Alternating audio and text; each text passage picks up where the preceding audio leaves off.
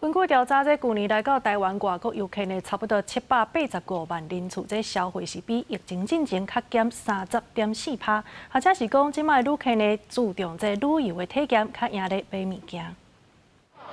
这位贵人坐甲拢满满，一早起真侪人就要来食烧饼加豆奶，真侪观光客来台湾上爱买食的。Bite for breakfast this morning. We got the rice bowl. Very nice, very nice. But Taiwanese food is very nice. 通常都是吃的多了，对啊，因为台湾很多吃的外国都买不到的。大概买个什么凤梨酥吗？凤梨酥。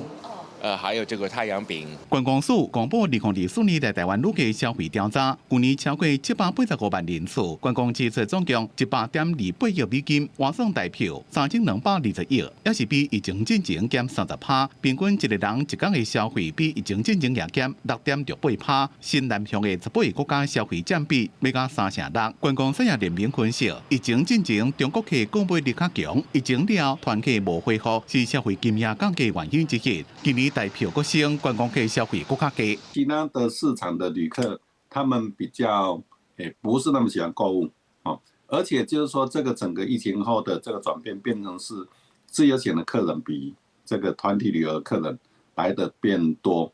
那自由行的客人，他们就是喜欢体验。台湾本身在一般的，包括像这个纪念品，或者是我们整体的这些饮食啦、住宿等等，品质提升也会让这个国际消费者愿意多花钱在台湾。观光学者讲，疫情过了，旅客较注重观光体验，消费电动是排第二，这是全世界的趋势。建议在提升咱国的观光市场品质，送一寡有在地特色的体验行程，一个纪念商品，才能增加游客购买力。公司新闻综合报道。